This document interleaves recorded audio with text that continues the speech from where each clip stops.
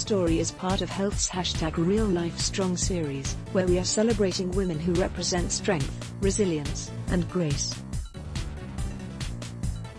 When I was 2, I was hit by a car near my home in Ica, Peru, and pinned against a wall. I don't have any real memory of that moment, but it resulted in the amputation of my right leg. My parents sought specialized treatment for me in the US. I spent a lot of my youth in Tampa, Florida, getting fitted with a prosthetic leg and learning to walk with it, but traveling from Peru to America multiple times each year was a strain for my parents. By the time I was 10, my mother made the decision to move to the US. She, my younger sister and I moved near family in New Milford, Connecticut. Because she was undocumented, my mother couldn't sign a lease on an apartment, couldn't apply for most jobs, and couldn't buy a car, much less get it insured. A psychologist in Peru, she earned money babysitting and housekeeping. She walked to her jobs, sometimes hours each way, even during Connecticut's brutal winters. Still, she never complained.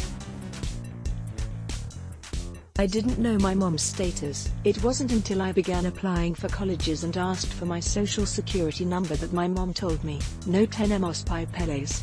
We don't have papers." As I began internalizing what that meant, I felt powerless, but going to college was a top priority to me. I didn't give up. I continued filling out one application after another, although I didn't check off the US citizen box and ignored the line for a social security number. I ended up getting a full scholarship to Quinnipiac University, my dream school. Related: how you can help children separated from their families at US borders. Still, I was ashamed of my status. At college, when other students asked, "Where are you from?" I was internally conflicted about how to answer. Did I say I was Peruvian? Or from Connecticut? I grew up in the US, so it was home, but what rights did I have to claim? Did I have to pick one identity over another? A few things happened over the following years to help me answer those questions. The first came in 2009, when my car was rear-ended. The title was in a good friend's name. He'd bought and insured it for me while I made the payments. Paperwork from the accident led me to realize that my friend was taking advantage of me. The $400 I paid each month covered my friend's 2, or even 3, other cars as well. I was humiliated. Soon after, I was having pizza with my housemate, Tim, who's now my partner.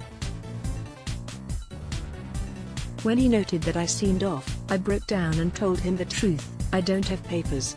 I had spent so much time in my head feeling embarrassed about my status that I expected Tim to feel the same. Instead, his response was loving and caring, essentially, "So what?" What he meant was, "You're still you. Nothing about you changes because you're undocumented." I came out to a few people after that.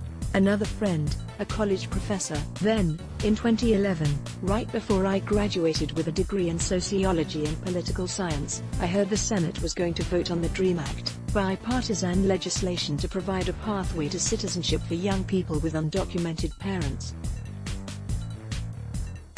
I called and organized with United Action of Connecticut and asked, "Can you connect me with someone? I want to share my story." Speaking at a Connecticut Democrats press conference was liberating. I found I could live my life, not live with lies. From there, my activism took off.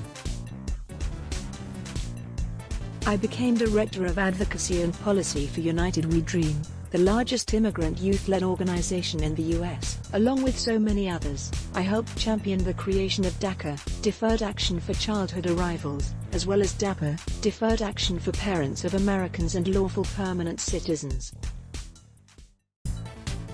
Along the way, Tim and I married in 2012, and in 2015, I was sworn in as an American citizen. President Obama oversaw the ceremony at the National Archives. It was a powerful, emotional day. Related, after Sandy Hook, this mom started a grassroots movement against gun violence that's spread to all 50 states. When you become a citizen, you recognize the responsibility to do good and uphold American values. I felt not just the weight of that, but its privilege. I went home that night and filled out paperwork to help my mom get her green card. I worked as the National Latino Vote Director for Hillary Clinton's presidential campaign, believing she would bring about powerful immigration reforms. The night of the election, I was with Hillary's campaign at the Javits Center in New York when we learned that she'd lost. Like so many others, I was truly scared for what would happen. Before Hillary had even given her concession speech, I was on the phone with other immigration advocates. The landscape was going to shift quickly, and we needed to prepare. Today, I work as Deputy National Policy Director and the Director of Immigration Policy and Campaigns for the American Civil Liberties Union. My job, defending the rights of immigrants and refugees. No day is ever the same. The Trump administration's strategy is attrition through enforcement. This isn't a job for the hopeless. A lot of times, it feels like trying to stop an avalanche by grabbing dirt in your hands.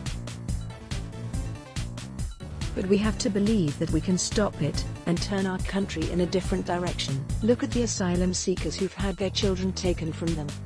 They're still fighting. We have no right to complain.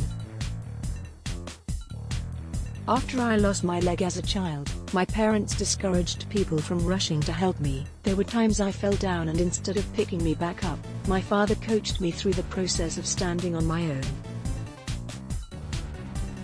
The message I got from that?